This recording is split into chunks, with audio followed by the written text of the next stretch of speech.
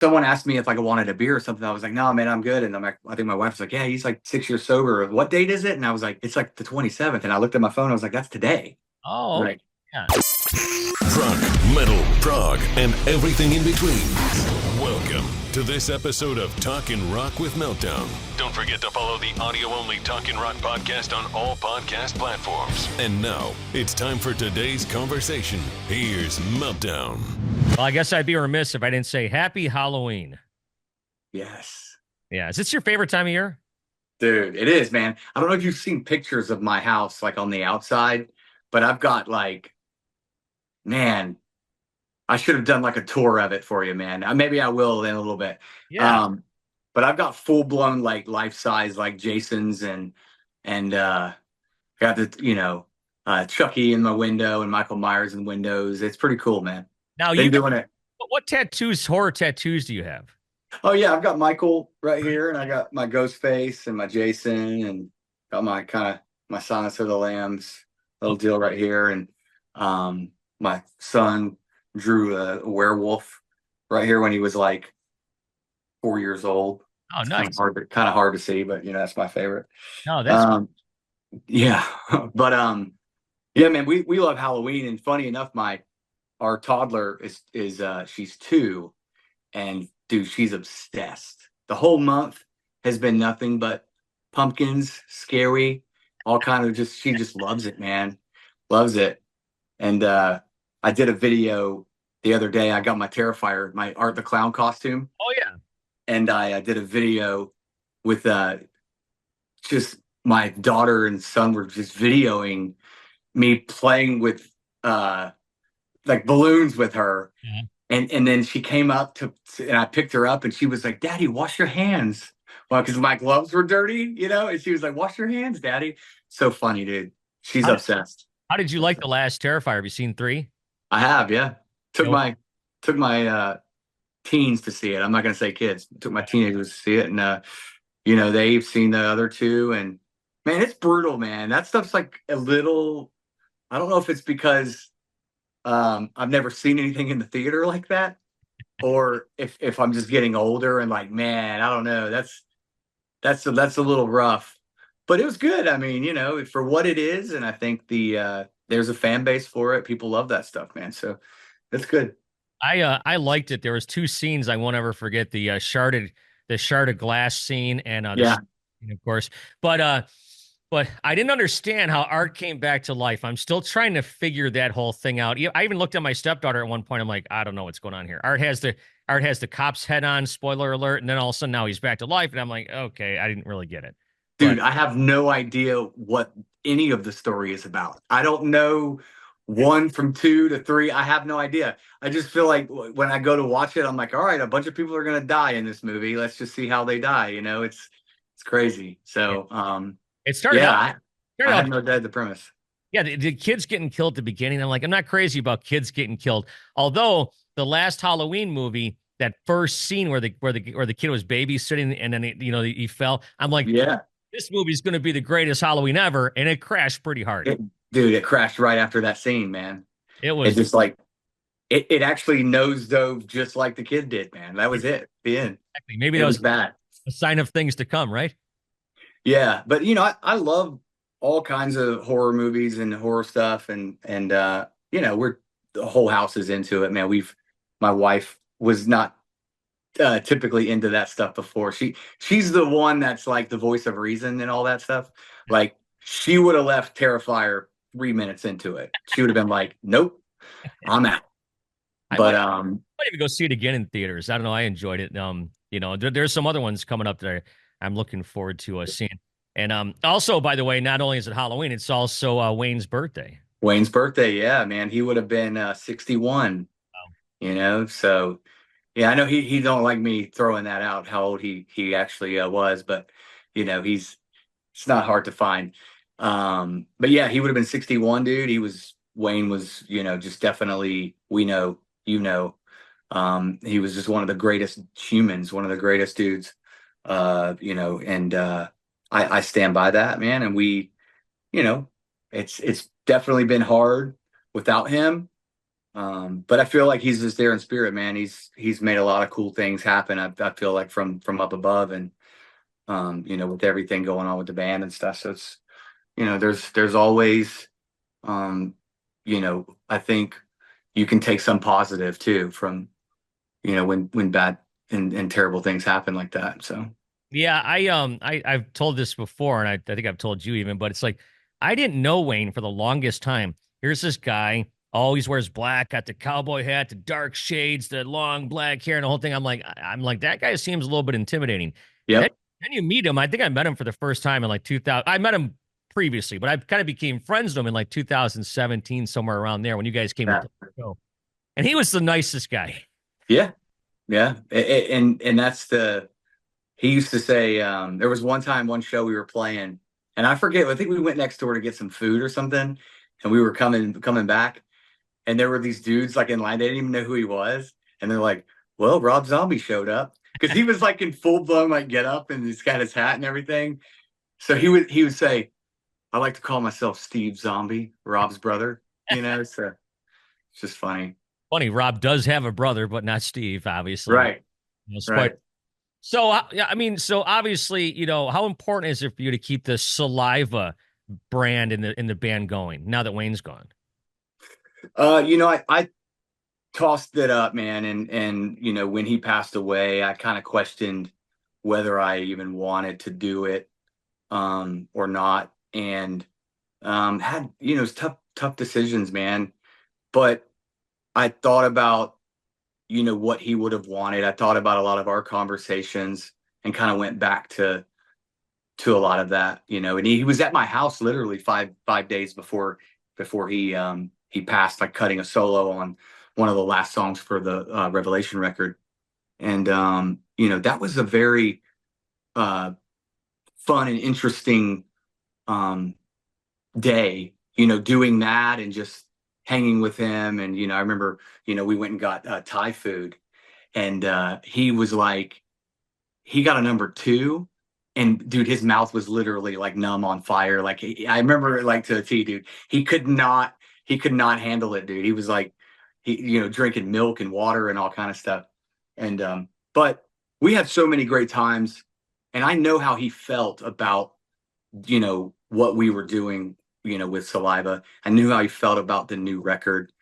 And I think sometimes people uh don't give me credit either for being here 13 years, and they just kind of want to assume the early days, forget all the other stuff. It's just all about the early days. And I get like the legacy of Saliva and the brand, and I've never disrespected that one bit, and I've always just tried to take the high road. But sometimes, man, like when things are going on like behind your back and stuff too, and sometimes people just play the victim in all of this, and you're the problem, like I'm the issue or something, as to why Saliva is continuing to go on. And it's like, I'm just doing what I've been doing the last 13 years, and just, which is, keeping the train on the track. I felt like we did a lot of really cool things last year. We played a bunch of DWP shows and a bunch of really cool festivals. We did Upheaval, that was fun. And had a really successful tour with Drowning Pool. And it felt like the right thing to do was to just keep going forward, keep moving into the direction that we feel is positive, and keeps things on track. And it's no disrespect to the old stuff and the old band. Never would take any credit away from any of those guys, Yeah. but I think brands, people do, fans especially, sometimes they forget it is a business, and it is and businesses do still go on, after members leave. And so I don't know, it's always touchy. You're never going to please everybody. You're always going to have people who just hate it regardless, but you can't please everybody. And I've always lived by that from day one. Like when I came in the band, it was like, well, what are you going to say to people that don't like it? People are going to like it or they're not going to like it. You can't please everyone. So Yeah. You just mentioned that, the last record and stuff. How much stuff do you guys still have that Wayne may have demoed out or played on? Do you have anything left? Tons of stuff. Oh, you do? Okay. Tons of stuff, man. I mean, we had like 34 songs Oh, recorded, and we had a whole covers record recorded too. There's a lot of stuff we have recorded, man. Like even some old older songs recut that we never actually did anything with. Like we got a version of I Walk Alone that's really, really great. That is like the Batista song for WWE. We had thought about putting on the every 20 years EP that we did, but it didn't line up because that song was in like '04, I think, '04, '05. And just the date, it wouldn't have made sense. So yeah. I didn't realize you guys had so much stuff. Of course, this new song now, Time Bomb. Now, this drops as we record this on Halloween. This drops tomorrow, correct? it does, man. Yeah. This song is a heavy duty. I kind of liken it to myself. It's short and stocky and hard hitting. Dude, it's like 2.5 minutes of just get to it. And that's what I wanted to do. That's exactly, a lot of times, like when I got in the band too, you're kind of in this box of, okay, you have to stay in the Saliva lane of what Saliva is. But then I look at a lot of like the catalogs and a lot of the other stuff we did, like the Love Lies and Therapy record and stuff. And there's a lot of different, emotions and a lot of different kind of songs or whatever. I was like, I don't really think you have to stay in just one lane. You can do anything what feels right. And it just felt right for the time and, what we're trying to do. And, we noticed like there's a lot of bands from the early 2000s that are just, they're relevant, man. They're still killing it. They're at the top of the game, bands like Korn and Limp Bizkit, and you go see them and it's like incredible what you're seeing in the crowd is my son and a bunch of other 17, 18-year-old, 19-year-old teenagers who never saw that stuff, back in the day that their parents did or raised them on. I feel like I raised my kids on the hard rock, the early 2000s, late 90s stuff. And so it's like, how do we write something that is almost like reminiscent of the early 2000s, but still sounds fresh and modern and, kind of fits in that relevant form, and I feel like we got one here, man. And, and I don't know what you think of it. I sent it to you, I sent it to just some close friends that, wanted to see what they thought. And it's definitely rocking. That's for sure. It hits hard. I like it. And like you said, it's 2.5 minutes, man. It's just jam packed with just energy. And so that was with Howard Benson. Yeah, that was like bucket list for me. I always wanted to work with him. And then he started working with Veda, and then that's kind of how that came into play. I was like, man, we've got some songs we're trying to do, and tell me what you think of these, and just sent him like 20 songs. and he was like, man, I really like these 4 it was, and we just like wanted to do a repackage of the Revelation record and add some more songs, like a deluxe, Oh, okay. Yeah, so we want to like re-release it, and vinyl, and we got this really awesome picture of Wayne that'll go on the back of it and stuff too, and do this vinyl edition. And we wanted to just add some more songs. Mm-hmm. And yeah, working with him was great. And then they work with a lot of people, and they're really into this whole like collab and features and stuff. And this guy Peyton Parrish kind of came up and went and checked his stuff out and talked to him on the phone, and he was a really cool dude. And this guy's got like 5 million followers on Instagram, and he's just killing it in the social world and in the rock world too, in that regard. So he was like, said he was a fan and wanted to jump on it. So we did that. It was cool.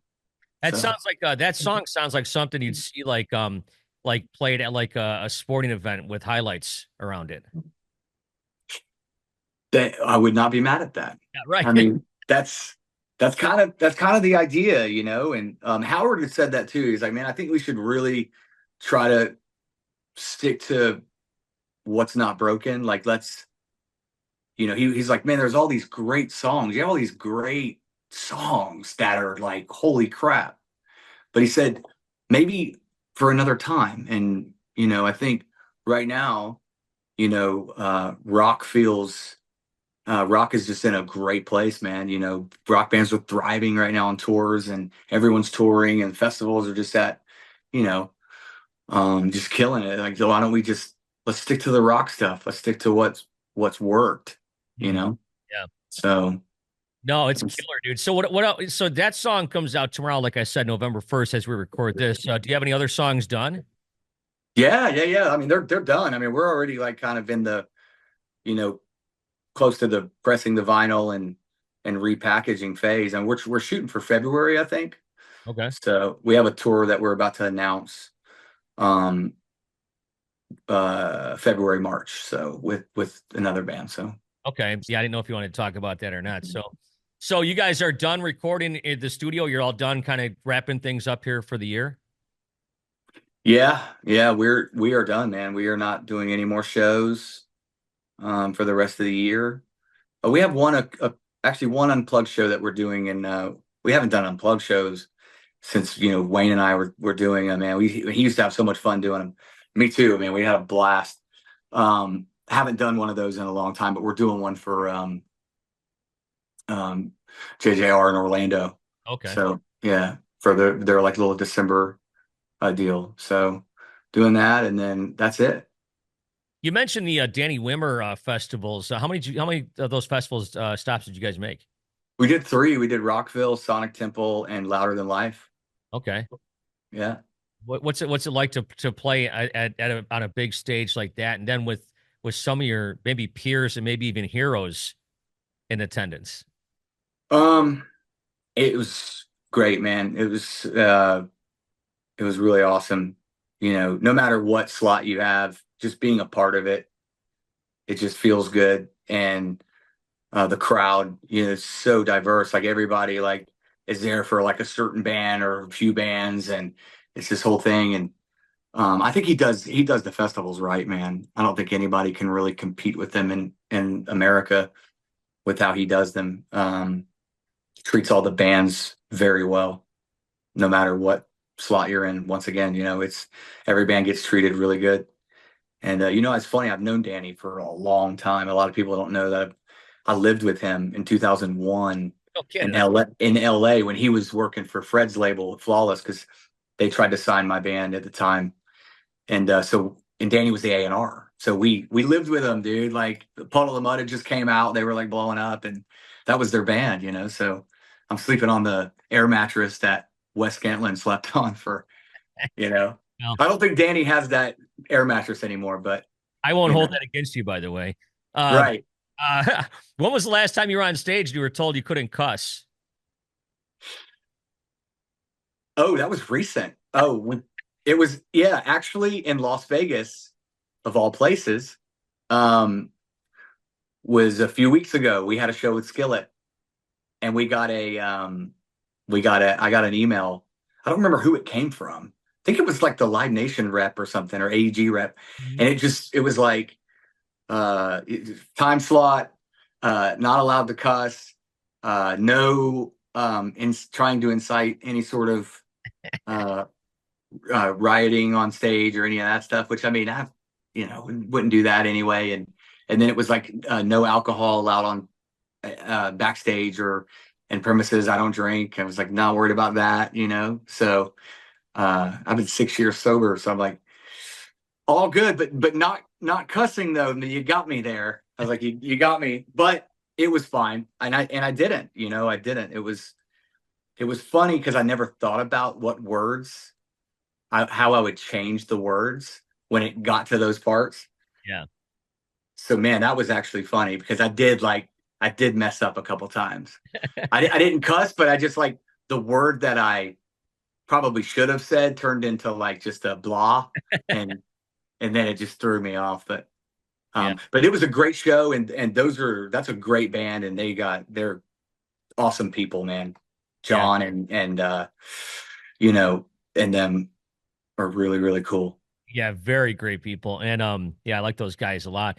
Yeah, 6 years sober. I just saw that. That was within the last couple of weeks, correct? Yeah. Yeah. Yeah. Yeah. Like, actually, a few days ago, I was at Halloween Horror Nights with my kids and wife and kids. On Sunday, we were close with the Van Zants, with Johnny, Van Zant and stuff. And we went along with him and his daughters and Oh, family and wife and stuff. So we did the RIP um, stuff at Halloween Horror Nights. Man, that was a blast. It was a good time. that's it. And that was the day that I was like 6 years, and I totally forgot. I had no idea until like I remember like someone asked me if like I wanted a beer or something. I was like, no, man, I'm good. And I'm like, I think my wife was like, yeah, he's like 6 years sober. What date is it? And I was like, it's like the 27th. And I looked at my phone. I was like, that's today. Oh, Right. yeah. I didn't realize. It's Yeah. crazy. Boy, time flies. I think I even wrote congratulations on your thing. It feels like 3 weeks ago now. It's just, Man, how my life is. when you're doing a lot, man, and it's always something going on, even here around here, man. I can't, like, it's like I forget things. And, for me, it's another year, of, I'm happier. I feel much better. I think like, had some fun times. I'm not gonna lie, man, I did, but you, you just realize, you know, sometimes you want to make positive changes in your life, and you want to just do the right thing, and try to be a good person. And there are those things that can just hinder that, at times. So Well, it um works for some people and it doesn't work for others. And you got to decide like which lane you fall in, I suppose. Correct? right. Yeah, 100%. Because people will ask me all the time, dude, how did you do it? And I'm like, I really don't know. Like, I think that I've had people ask for advice and stuff, and it's like, you have to find what works for you. You have to want to do it, first of all. Like, you have to just be ultimately committed. You can't go in like, oh, maybe I'll just try it. Like, you got to go head first into it. And yeah, we can definitely change your life. Lots of health benefits. Um, you're always felt like I stayed at like this weird like weight. And then when you stop, when you quit drinking and you cut it out, I mean, man, you'll lose weight. It's all kind of things that you feel better, more clarity with your thinking. And also you're dealing with BS, all the BS that happens. Like, instead of just drinking to numb it and it's still there, you're like, you know what? Bring it on. Let's go head on with it. And then, you get through it. You work through it, work through your problems. And, No, it's really cool. I mean, the number of people I know in rock bands, and that's got to be a hard thing because, like Brad Arnold from Three Doors Down told me, he's like, yeah, I was just looking for something to do the other 22 hours of the day when we weren't playing, and he started drinking. And he told me, told me here on an interview just like this. So it's not like I'm, talking out of school, but everybody has their reasons. Chris Henderson from Three Doors has his reasons. Brent from Shinedown, all these guys. yeah. And well, I mean, you realize that, if Bobby starts drinking, a bunch of Crown, and then he ends up, taking a shot of tequila or whatever, then good luck asking him what he did the night before. It's just, and there's just, everybody's different, right? And I feel like it doesn't make you like a bad person.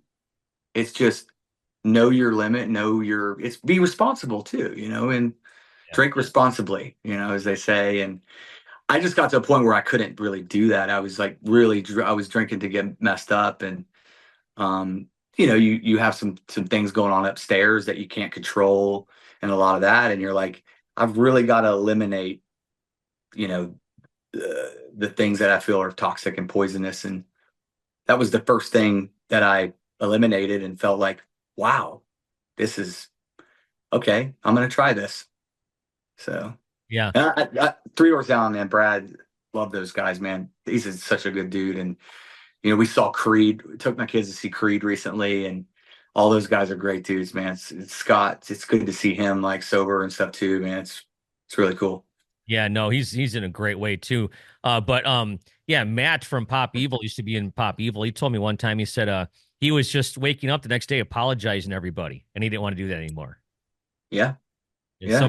some people are like that, you know. So Well, yeah, and I mean, like, I think, but it's what works for me to quit might not work for him or somebody else. You know, it's just you got to find what works for you. And um, I always feel like I think that there's always a way. If you want to make the change and you're apologizing to people or whatever. I did the same stuff, and you I just didn't want to be known as that.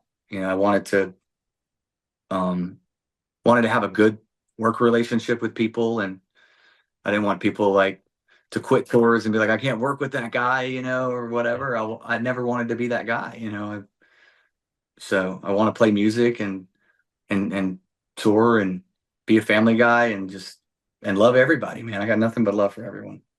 So wrapping things up here, since it is Halloween, I mean, obviously you got the tattoos on your arms like you were showing us. So what are your like go-to like must-see Halloween movies if you were to give, I don't know, 3 or 4? Oh man, I like the Scream franchise. Always liked Scream 1. I think it's a brilliant movie. I really do. I think it's one of those things that could have totally been real life happened, like, I think I like, Nightmare on Elm Street 1 was always good. And 3 was good too. I do like I always like People Under the Stairs, you Okay. know. But like we watch a lot of them, especially during October. We'll go back and rewatch some and we'll just like be like, oh my God, it's like the worst movie ever. But somehow if I had to say like favorites, like, you know, obviously like I still think The Exorcist is the scariest movie of all time. I still do, because when you think about like the year they made it and like just everything that goes along with it, man, like you can't, I don't know, dude, you can't direct acting any better, and you can't, I mean, just, I don't know, that movie always freaked me out. I thought like Um, to me the movies that scare me the most, or I think are the creepiest, are the ones that could actually happen. Like the first 2 Rob Zombie movies I thought were pretty crazy, but going back even further, like Texas Chainsaw Massacre, it's like you're out in the middle of nowhere with this just crazy group of family, this yeah, family, and it's like your car breaks down, next thing you know, who knows what's going to happen. It's always kind of freaked me out a little bit. yeah, I love all that stuff. You know, there's a lot of newer movies that are out that I'm still not really um sure so sure on. Like what? Um, what's the one that oh God, The Strangers. The Last Strangers was the worst movie that I've ever seen in my entire life. You mean And then some, the first one just came out? no, The Strangers one with Liv Tyler came out like years ago. That was great. Then they made like another one. It was okay. And then they just put this other one, Chapter 1, out, and it was like they redid the first movie, but just way worse. Well, okay. I haven't seen the first, but I did kind of like The Strangers. I thought Strange Darling was pretty wild. Did you see that movie? It was shot in 6 scenes and they were out of sequence. No, but I need to see that. That was interesting. I thought that was really good. Long Legs was kind of creepy. Long Legs was great. Yeah, I liked it. I was like, a lot of people were kind of mixed on it. Like they just thought that it was like real slow. And I was like, no, dude, because when it got to the parts, it was intense, man. That's what you're waiting on, So yeah, I thought yeah, Long Legs was great. Yeah. Thanksgiving from last year, I kind of liked. If you're into I think you'd like that. I did like it. Yeah, slasher flick, man. Like, old school. I like the throwback stuff, the old school. I think that's why Terrifier is so popular. Is it just has that throwback 80s, 90s feel to it, and people really like the nostalgic stuff. I think even with music, like that's why a lot of the bands from the early 2000s are just, there's this whole resurgence, yeah, one of my buddies, Sam from Limp Bizkit, he's a bass player, and we go to lunch all the time, and I'm always like showing him like these TikTok videos of like Limp Bizkit. I'm like, bro, you guys are like the most viral rock band on TikTok. Like it's like crazy, like, and you've been around 30 years. Right. Yeah. So kids are discovering them. Right. So as I said, it's all those teenagers, man, that are just finding those bands that we all loved growing up. And, you know, and it just has this organic feel, man. It's not real forced. It just, everybody just has an identity. It just, I don't know. I love all that. I love all that stuff. Now you're talking Creed, and they're playing sold out shows everywhere. So yeah. Dude, right. Have you seen that tour yet? Not yet. I'm going to see in a couple weeks because they played here this summer, and I had my motorcycle night every Wednesday, and I couldn't make it that night. But yeah, I'm going to be watching it for sure. Yeah, man, they're like blowing fire, man, and stuff. They sounded great. Honestly, like we did a bunch of shows with Scott Stapp a couple years ago, man, and he was awesome. He was awesome. Vocally, man, just doing, but seeing him like with Creed and all, it was really cool to see. They sounded great, and him vocally sounded really good. So, well, I'll tell you what, Bobby, this thing's going to cut me off here in a couple minutes, but I want to thank you for your time. Time Bomb is coming out November 1st, the 29th anniversary of me at this radio station, if you can believe that. 29 years. Wow, dude. Oh, kind of crazy, huh? Bro, I just turned 29. I can't believe it. No, I'm kidding. I'm kidding. Hey, happy Halloween. Yes.